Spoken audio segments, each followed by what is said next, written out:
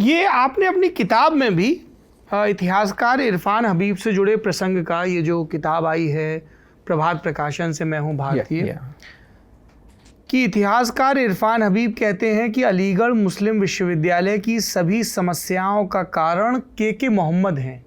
ये क्यों कहते हैं वो ऐसा? मुझे पता नहीं, क्योंकि इतना बड़ा हीरो मुझे क्यों बना दिया उन्होंने। क्योंकि इस तरह के कोई काम मैंने किया नहीं है। माई fight was directly against him, क्योंकि मैंने एक बहुत बड़ा डिस्कवरी किया था, एक नहीं कई डिस्कवरीज किया था फतेहपुर सिकरी में। फतेहपुर सिकरी में अकबर, बताइए साहब विस्तार से जरा वो। फतेहपुर सिकरी का अकबर ने, जो अकबर बना है, because he invited people from all the religion, Hindus, Muslim, Christian, Buddhist, Jains, and ultimately he evolved a new religion known as Deen-e-Ilahi. So that is the nursery of Indian secularism.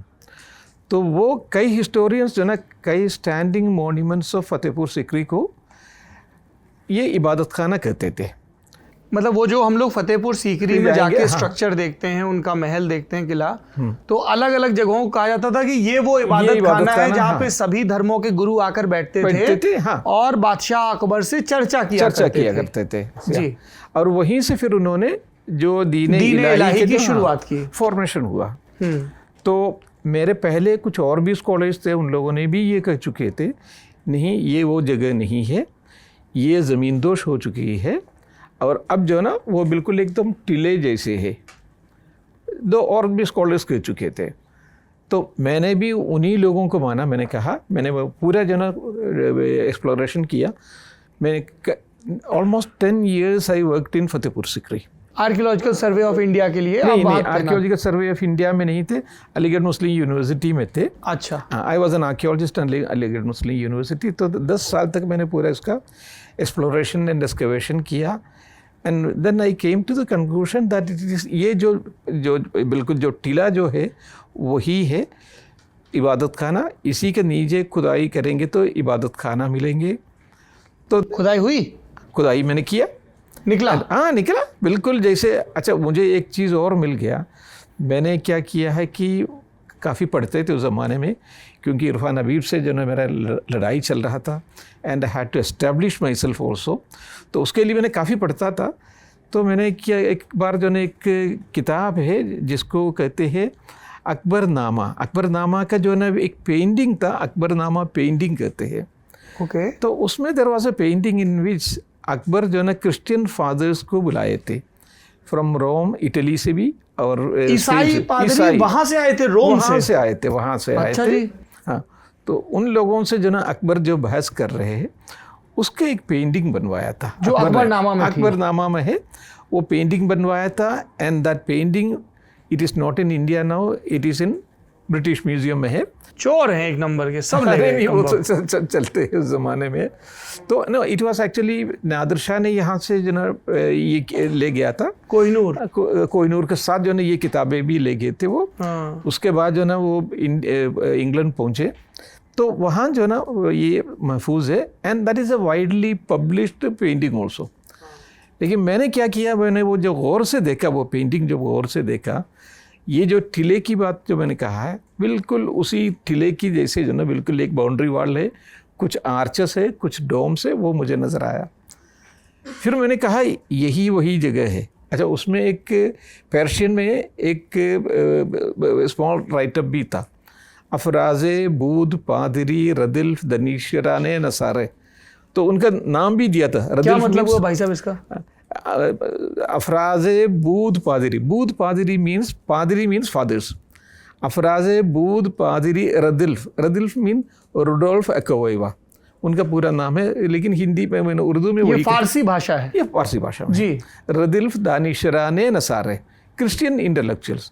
तो उनसे जो डिस्कशन हुआ था। अच्छा, ये caption लिखा था उस पेंटिंग के नीचे, कैप्शन अकबरनामा में। अच्छा, हाँ।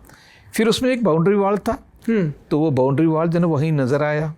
ये जो टिला जो था उसके पीछे ये बाउंड्री वॉल नज़र आया। कई जगह पे गिरे हुए थे, उसमें कुछ आर्चेस थे, वो आर्चेस में भी जो ना गिरा हुआ था, लेकिन आर्चेस दिखाई भी दे रहा था।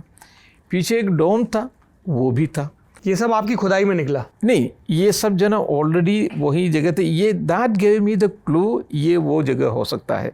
एक तो मैंने पेंटिंग देखा, मिट्टी में ये धसे और गिरे हुए थे, ये गिरे हुए थे लेकिन मिट्टी में धसा हुआ था।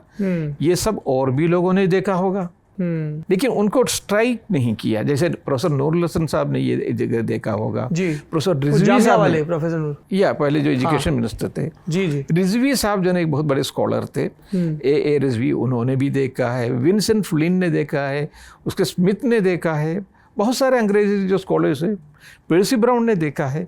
लेकिन उन लोग जो ना ये असल में जो ना ये यूरेका मोमेंट जो ना वो कनेक्ट नहीं कर पाई। ये वो टीला और ये पेंटिंग से वो कनेक्ट नहीं कर पाया, लेकिन मैं वो कनेक्ट कर पाया। ये किस साल की बात है? ये इट वॉज इन 2081-82 से मैंने शुरू किया। By 84 I completely expose. 1981 से 1984 के बीच, 24 तक, 84 तक पूरा काम किया, एक्सकेवेट किया, और फिर बिल्कुल उसी तरीके के जो एक पूरा स्ट्रक्चर नज़र आया। तो उसी के ऊपर जो मैं ये एस्टैब्लिश कर पाया। एंड दिस इज़ एक्चुअली, ये जो स्ट्रक्चर है वो है the real Ibadat Khana and not the others. Irfan Habib क्या पढ़ाते थे अपनी क्लास में? वो औरंगज़ेब को पढ़ाते थे, औरंगज़ेब के बारे में पढ़ाते थे। एंड देन कुछ जो ना उनका अकबर का भी था। तो इबादत खाना पे आपकी उनकी क्या टसल हुई? नहीं, तो ये तो एक बहुत बड़ा डिस्कवरी हो गया, and that too by a man who is against him. तो ये जो है बिल्कुल एकदम बर्दाश्त नहीं कर पाया। तो एक दिन मुझे बुलाया उन्होंने, क्योंकि when he was the head of the department, उन्होंने मुझे बुलाया। और आप आर्कियोलॉजी का जो डिपार्टमेंट था एएमयू का, वो उनको रिपोर्ट करता था? हाँ, मैं उनको ही रिपोर्ट करना पड़ता था। इसके पहले जो है प्रोफेसर आरसी गौर है, उनको रिपोर्ट करना पड़ता है। उसके ऊपर जो है ना सबसे ऊपर टॉप में यही है, तो रिपोर्ट उनको करना था बाद में। तो उन्होंने मुझे बुला के कहा, दैट इज़ नॉट इबादत खाना, एकदम दैट इज़ नॉट इबादत खाना।